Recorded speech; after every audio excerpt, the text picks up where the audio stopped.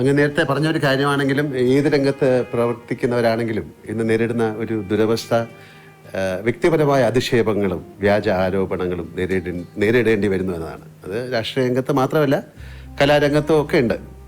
വ്യക്തിപരമായ അധിക്ഷേപങ്ങളെ അങ്ങ് ഒരുപാട് നേരിട്ടിട്ടുമുണ്ട്. ഇങ്ങനെ പതരാതെ നേരിടാൻ പ്രാപ്തനാക്കിയത് അങ്ങയുടെ രാഷ്ട്രീയ പശ്ചാത്തലമാണോ, അത് മറ്റു ജീവിതാനുഭവങ്ങളാണോ? അത് നമ്മുടെ മനസ്സെപ്പോഴും ക്ലീൻ ആയിരിക്കണം. നമ്മുടെ മനസ്സിലൊരു കുറ്റബോധം ഉണ്ടാകരുത്.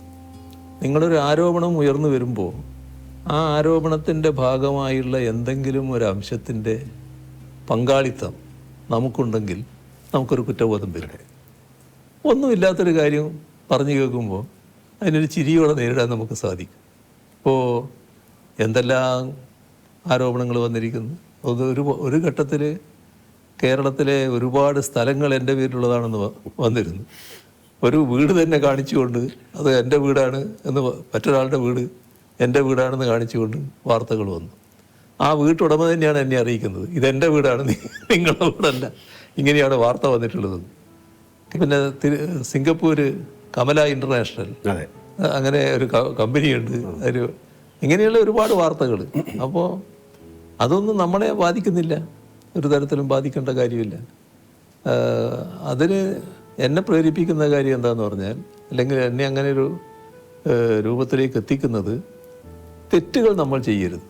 എൻ്റെ പൂർണ്ണമായ വിശ്വാസം ഇതേവരെയുള്ള എൻ്റെ ജീവിതത്തിൽ എന്തെങ്കിലും തരത്തിലുള്ള ഒരു തെറ്റ് ഞാൻ ചെയ്തു എന്ന് എനിക്ക് ബോധ്യമില്ല.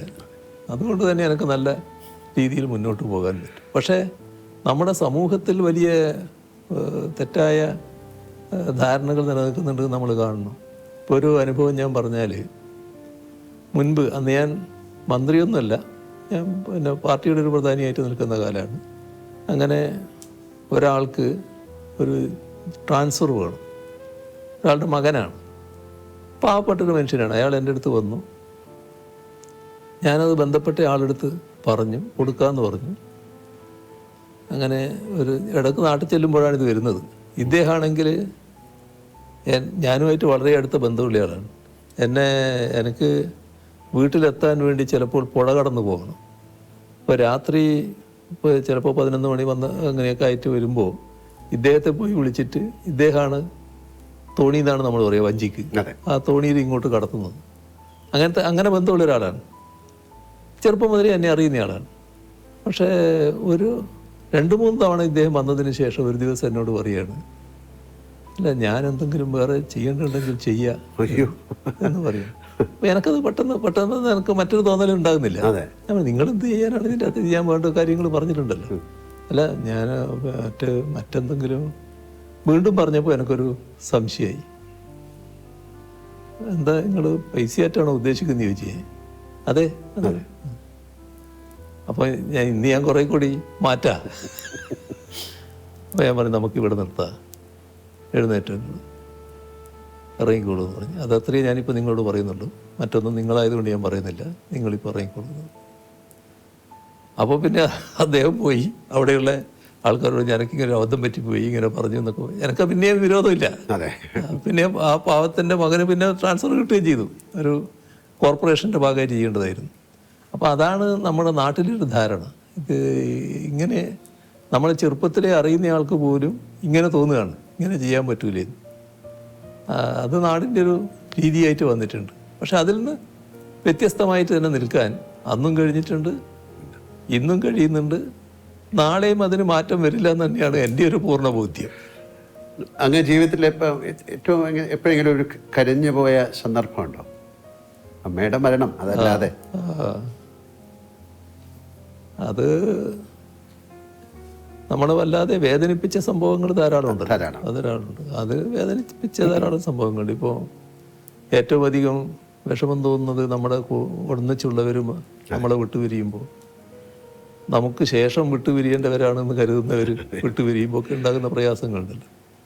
അതിപ്പോൾ പരസ്യമായിട്ട് തന്നെ പ്രകടമായതാണ്. കോടിയേരി ബാലകൃഷ്ണൻ്റെ ആ അനുശോചന യോഗത്തിൽ സംസാരിക്കാൻ, ആ സംസാരം പൂർത്തിയാക്കാൻ എനിക്ക് കഴിഞ്ഞില്ല. അത് സ്വാഭാവികമായിട്ട് വരുന്ന ഒന്നാണ്. അങ്ങനെയുള്ള ചില ഘട്ടങ്ങൾ ഉണ്ടായിട്ടുണ്ടോ? അങ്ങേക്ക് ജീവിതത്തിൽ എന്തിനെങ്കിലും ഭയമുണ്ടോ?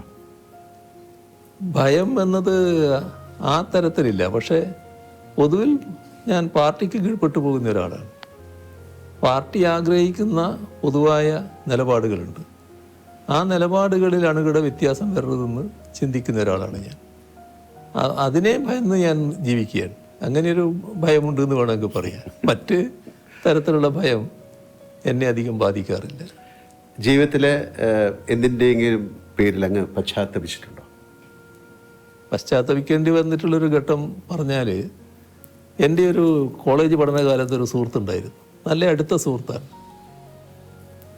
അപ്പോൾ ആ വിദ്വാൻ നല്ല വലിയ കാശുള്ള ആളാണ്. സായിപ്പിൻ്റെ മകനായിട്ടുള്ള ആളാണ്.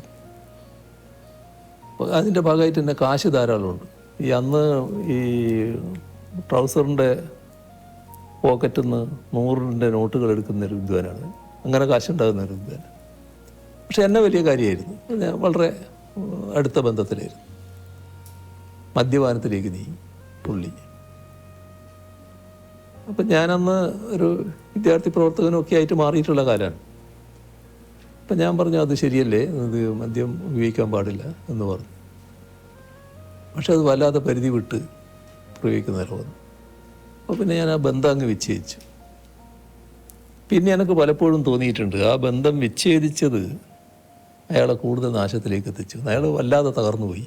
തകർന്നൊരു പൂർണ്ണമായ മദ്യപാനിയായി റോഡ് വക്കിലൊക്കെ ഇരിക്കുന്ന സൈസായിട്ട് മാറിയിരുന്നു.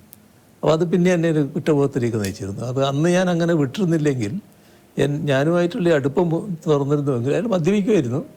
പക്ഷേ ഇതുപോലൊരു മദ്യപാനിയായിട്ട് മാറില്ലായിരുന്നു എന്നാണ് എൻ്റെ ഒരു തോന്നൽ. അതാണ് എനിക്കൊരു കുറ്റബോധം തോന്നിയ ഒരു കാര്യം. മറ്റൊന്ന് കാര്യങ്ങൾ അങ്ങനെ തോന്നിയിട്ടില്ല. അപ്പം അങ്ങയുടെ ദൗർബല്യം എന്താണ് എന്ന് ഞാൻ ചോദിച്ചാൽ എന്തായിരിക്കും ഒരു ഉത്തരം? അത് എന്താണെന്ന് ഇപ്പോൾ ദൗർബല്യം മനസ്സിലാക്കുന്നതിലെ ആൾക്കാർ കണക്കാക്കിയത് എൻ്റെ ദൗർബല്യം എൻ്റെ മക്കളാണെന്നാണ്. അങ്ങനെ ഒരു ദിവസം രാവിലെ എൻ്റെ ഒരു കോളേജ് കാലത്തുള്ള ഒരാൾ രാഷ്ട്രീയമായിട്ട് വിരുദ്ധചേരിയിലാണ്. രാവിലെ എൻ്റെ വീട്ടിൽ വരിക. എതിർചേരിയിലാണ്, ഭയങ്കര എതിരാടിയാണ്. രാവിലെ വീട്ടിൽ വരിക. എന്താ പേര് ഞാൻ പറയുന്നില്ല, എന്താന്ന് ചോദിച്ചപ്പോൾ ഇരിക്കുമെന്ന് പറഞ്ഞു. അല്ല, ഞാനൊരു കാര്യം പറയാൻ വന്നതാണ്. പറഞ്ഞ് നിങ്ങളെ നല്ല വിജയൻ്റെ എന്നാണ്. വിജയൻ്റെ മക്കളെ നേരെ ഒരു നോട്ട് ഇട്ടിട്ടുണ്ട്. ആളെ പേര് പറയുന്നുണ്ട്. അത് തട്ടിക്കൊണ്ടു പോകാനാണ്. ഇയാളുടെ പ്രധാന സുഹൃത്താണ് ഈ ചെയ്യുന്നത്. ഈ പ്രധാന സുഹൃത്താണ് ഇത് പ്ലാൻ ഇട്ടിട്ടത്. അപ്പോൾ ആ സുഹൃത്തിനോട് ഇയാൾ പറഞ്ഞു, പിന്നെ അതൊന്നും ചെയ്യാൻ പാടില്ല, അതൊക്കെ പിന്നെ നാട് കത്തും, അന്ന് അങ്ങനെ ഒരു വഴിക്ക് പോകരുത് എന്നൊക്കെ പറഞ്ഞു. പക്ഷേ അവനായതുകൊണ്ട് എനിക്ക് ഉറപ്പില്ല, ചിലപ്പോൾ അത് നടന്നേക്കാവും. അപ്പോൾ ഞാൻ ചിരിച്ചു. അല്ല, നിങ്ങൾ ചിരിക്കുക ചെയ്യാന്ന് എനിക്കറിയാം, എന്നാലും ഇത് ശ്രദ്ധിക്കേണ്ട ഒരു കാര്യമാണ്. എന്ത് ശ്രദ്ധിക്കാനാണ്? ഞാനെന്ത് ശ്രദ്ധിക്കും? ഭാര്യയോട് പറയാൻ പറ്റുമോ? പറഞ്ഞാൽ പിന്നെ പിന്നെയുള്ള അവസ്ഥ എന്താണ്? ഈ കുട്ടികളോട് പറയാൻ പറ്റൂ? അത് പിന്നെ വരുന്നിടത്ത് കാണാൻ നോക്കൽ മാത്രമേ പറ്റൂ. അപ്പോൾ ദൗർബല്യം എന്നുള്ളത് മറ്റുള്ളവരാണല്ലോ വിലയിരുത്തുന്നത്. അങ്ങനെ കണ്ടത് കുട്ടികളാണ് ദൗർബല്യം എന്നുള്ള മട്ടിലാണ്.